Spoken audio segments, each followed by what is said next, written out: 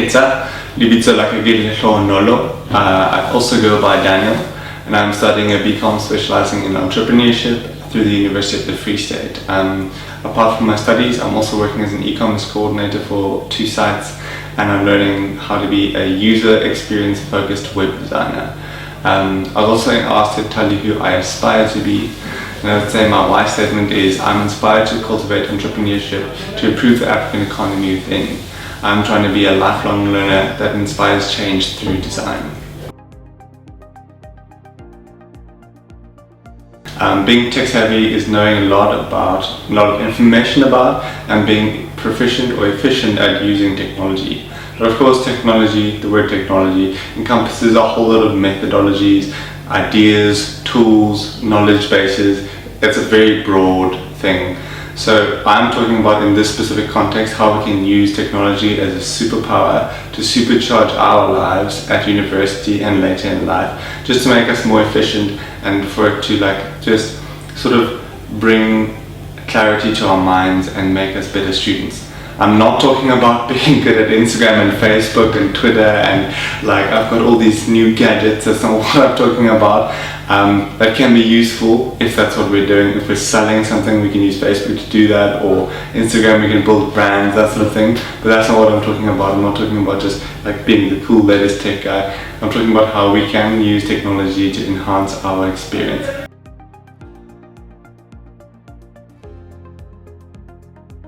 Just briefly, I wanted to mention, I talked about Instagram and Facebook.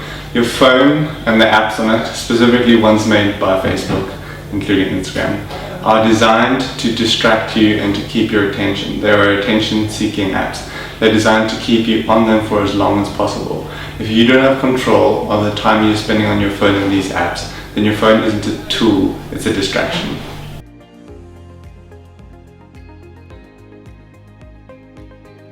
So how can technology help us in the university setting? Why is being tech savvy at university so important? Well, one really great quote I love by David Allen kind of summarizes why I think it's important. And he said, your brain is for having ideas and not for storing them. A great use of technology is that it can take stuff that's swimming around in our heads, we can put it down a tool through technology, and through that we can clear our minds to better process that information and come up with better ideas. So there's a couple of tools that I would recommend. One is Google Calendar.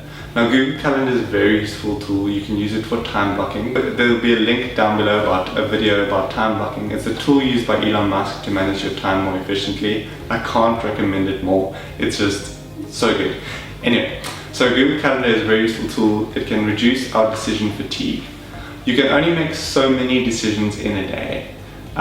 There's a finite number. You can make an X amount of decisions a day. You only have enough energy to make that many decisions. So if you're going to spend your day making micro decisions, what am I doing now? Where am I going next? Where's the next lecture? Those are all decisions you're having to make. Instead, you could use something like Google Calendar. You can use technology to map out your week and say, I have a lecture here and I've added a link in there. I have a lecture there and I have added a link in there. I've got something due in 2 weeks, and I can see that without having to try and remember all of that. It's a really, really useful tool. And then from there, you can go to an app called Todoist. I've put a link down there. You can get 2 months free for premium, and I'll also get something out of that, so it would be great if you went down and checked that out. But basically, Todoist is a to-do list app, and it's a very efficient tool for mapping out quick capture to quickly capture all the things that you need to do. And you can just slot them in, you can organize them by projects, and you don't have to try and have these masses of paper and to-do lists and all these things in different places. It's all in one place, easy to bring together. Cool. And then the second thing I wanted to talk about was you go to university to learn. That's why everybody's at university. So one thing that can really aid you in your learning is an app called Anki. Anki is technology that uses concepts developed by the Japanese called spatial repetition. But basically you can make flashcards, and then you'll make the flashcard, and then you'll go through your session and you'll look at your flashcards and you'll say how easy it was to remember it. Then based on that, it will either delay that card that you'll see it the next day. Then you'll see it the next day, And if it was very easy to remember, you only see it after 3 days, and it automatically does that, so you don't have to do it yourself. Really useful tool for remembering lists of information, definitions, all these different things that you're learning.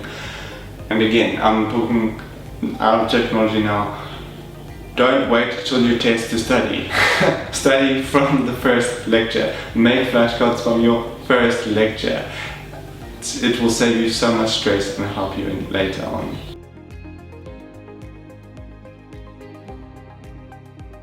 At university, you're preparing yourself for your future career in later life. Don't fall into the fallacy or the idea that you're going to finish university and then you can start to think about your future life. You're building your career today. So, technology is coming into our everyday lives. Think Uber, Instagram has introduced shopping recently. You're doing online learning this year. As we go on, more and more technology is being incorporated into our everyday lives. So if you haven't heard of it already, you will definitely hear of it now at university. But the fourth industrial revolution, I'm going to use a tool here to remember. Wikipedia said, the fourth industrial revolution is the ongoing automation of traditional manufacturing and industrial practices. Using modern smart technology, large-scale machine-to-machine communication and the Internet of Things are integrated for increased automation, improved communication and self-monitoring, and production of smart machines that can analyze and diagnose issues without the need for human intervention. It's a very technical definition. I found a simpler one as well that might reinforce it, but it's called from Salesforce. And they said, the fourth industrial revolution is a way of describing the blurring of boundaries between the physical, digital, and biological worlds. It's the fusion of advances in artificial intelligence, robotics, the Internet of Things, 3D printing, genetic engineering, quantum computing, and other technologies. Basically, technology is coming in. We are starting to see a fusion. We're going from the information age into the age of automation, or the age of computers being involved in a lot of more things. Automation is the next big thing. You can use automation today actually. In Google Calendar, you can add an event. So say you have a lecture on Monday at 9 o'clock. Then you go into that and you say, it's every Monday. You can say it repeats every Monday. Then when you go and plan your week, and you've set up all your lectures and you said that they're at that time every week, you don't have to go in each time you plan your week and say, I have a lecture at 9 on Monday, a lecture at 12 on Wednesday. It's all going to be pre-populated. That's automation. And automation is going to be everywhere in life. If we are going to survive in our careers during the fourth industrial revolution, we need to become tech savvy. I can't stress it more. Robots are starting to take over our jobs, and I'm not talking like iRobot kind of stuff. Stuff like computers being able to do accounting. Accountants, you must go to a website, I can't remember the exact link, I'll put a link to it later, but it will tell you how likely is it that a robot is going to take over your job. And jobs like accounting and stuff like that, it's like 90% or more chance that it's going to be taken over by technology. So we need to learn how to use technology if we're going to be able to fit into this new working world.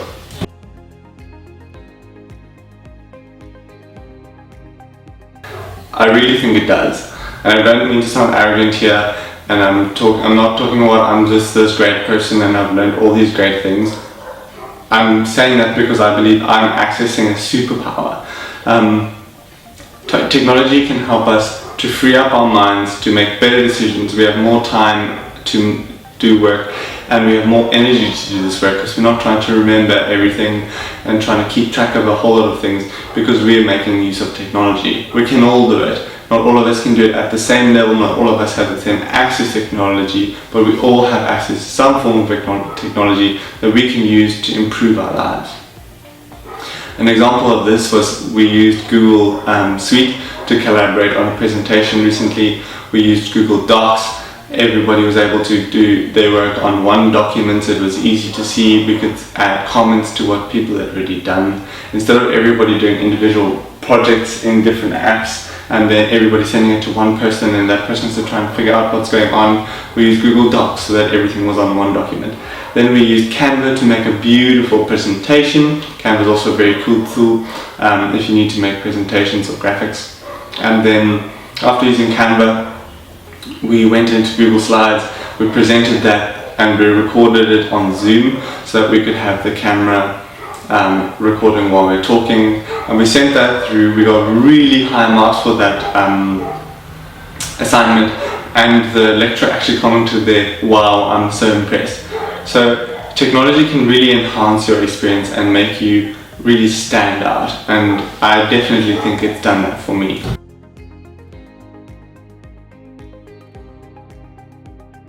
Technology is changing so much. There's new things every day. There's different tools that you can use. So the first piece of advice I would say is ask for help. That's almost another superpower.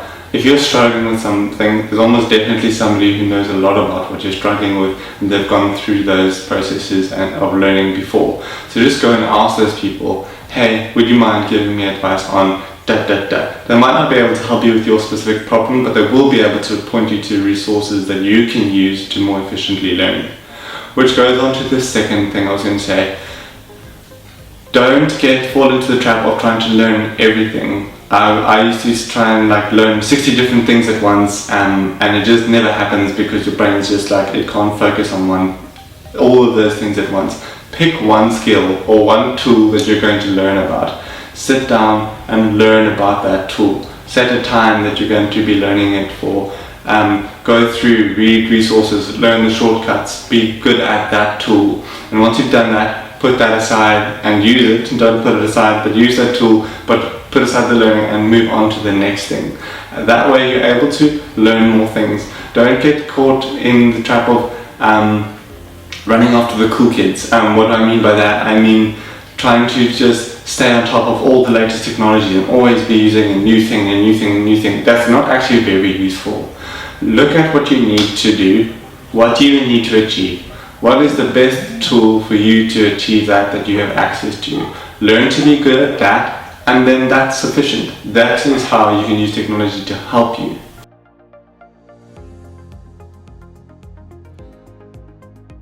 So this year, it's safe to assume that all of you are going to come across online learning. Some of you may be doing blended learning, but most of you will be doing online. So what is going to happen is you're going to be overwhelmed by all the different technologies that you need to use, all the different apps, Blackboard, Collaborate, and all these different things that are going to come in, and it's just going to feel overwhelming at first. It was for me, it will be for most people. As we get forced to use all these different technologies, it's going to happen. But one thing I can really recommend for you to stay ahead of this and to cope with university first is to have a growth mindset. But having a growth mindset, I'll put the link to the TED Talk by Carol Dweck. Having a growth mindset is saying if you don't know something, you don't know it yet. It's sort of an attitude of I can learn this. If I don't know something, I can explore that and learn about it and become proficient at it. It's not being stuck in, oh, I don't know that, so I can't be involved in that project, or I can't learn how to use this because I don't know how to use computers. You can always learn. So something I always like to say is you're going to suck at something in the beginning. It is bound to happen. If you have never done something, you cannot expect yourself to be good at it. I actually tell myself that a lot. I tell other people that a lot. So we have this expectation that we just must be good at something from the beginning. It's not going to happen. So what you should do, what I recommend you should do, is that you should stop and assess what don't you know. And what do you know? Look at what you need to do. Look at the tools, all the different tools that you're going to have to need. Write them down on a piece of paper, or even better, use something like Workflow. I'll put a link down there as well. It's a very awesome note-taking app that can help you to put all your apps and all your notes in one place so that they're easier to reference and look for and remember later. So take it down, write down a list of things you do know, list of things that you don't know how to use, and then you want to look at it, so you want to stop and assess your situation and say, what do I and don't I know? And then you want to pick one thing at a time from the list of things that you don't know how to do, and learn to do them. Learn to do them from the beginning. And that way, it will help you to process this overwhelm of all these different technologies as you go through them one by one, rather than just looking at it without writing it down, having in your brain that you've got this huge amount of stuff that you don't know how to do. Once you've written it down, it actually might seem more manageable. Not might, it will seem more manageable as you go through that. And this is a technique that can really help. Get stuff out your brain to a visual thing. Write it down on a computer. Write it on your notes on your phone. Use Workflowy. It's a really awesome app.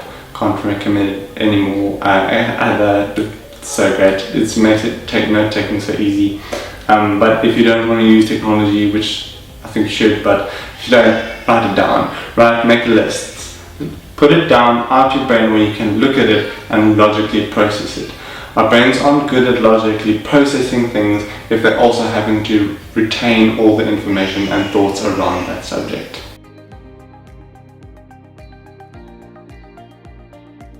So we can really use tech to improve our experience and help us cope with all the different things that we need to do.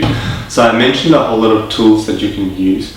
We're just going to read through a list here so I don't forget any, but there's some links to tools that you can use. If you use the links I've put down there, you'll get something out of it and I will get something out of it, so I'd be really grateful if you use the links to sign up to the tools below. Not all of them, but some of them will both get something out of it. Cool. So there's Google Calendar. Google Calendar is a very useful thing for scheduling and remembering what you need to be doing when. Then there's Anki. Anki is a flashcard app that uses spatial repetition, which is a very useful tool for remembering things and committing them to your deep memory, which is what you're going to need when you're writing tests and you need that information later in life. Cramming doesn't cut it. So use Anki. And then another really useful tool that Workflowy is, it makes it very simple to quickly take notes and record some things. Cool app. And then the fourth app there would be Todoist. It's a very, very powerful to-do list management tool. It's 2 months free premium down in that link. But it makes it very easy to capture things that you need to do. Like if you have assignments or tests or you need to study, it makes it easy to do that, which makes it more likely for you to do it. Nobody enjoys planning. So if you use these tools, it will just make you more likely to plan it. Cool. And then there's a really awesome blogger and YouTuber called Thomas Frank. He's really awesome and he's got a blog called The College Info Geek, and he is an invaluable resource for people at university. He's made a whole lot of things about how to be more productive, how to use different tools to be more productive, and just sort of make your workflow better for university specifically. Really awesome. Check him out, Thomas Frank or The College Info Geek. And then something else I wanted to mention is that if you go to my Instagram, I'm going to put the link to that as well. Weekends for Adventuring, so that's at Weekends for Adventuring. You can hit me up in my DMs and ask me any questions about this talk or about how I use tech at university, or ask me questions about the tools that I've mentioned. I'm more than happy to help, and if I don't have an answer to your specific question, I can look it up and recommend some resources for you to look it up and we can learn together. So I'd really actually love that if you were to contact me and we can go through that process of learning together. Yeah, so I can't recommend any more being tech savvy. It's amazing, it will really help us, and I really believe that being tech savvy and using technology is a superpower that we can have to supercharge our human ability, which is already amazing, to make the world a better place.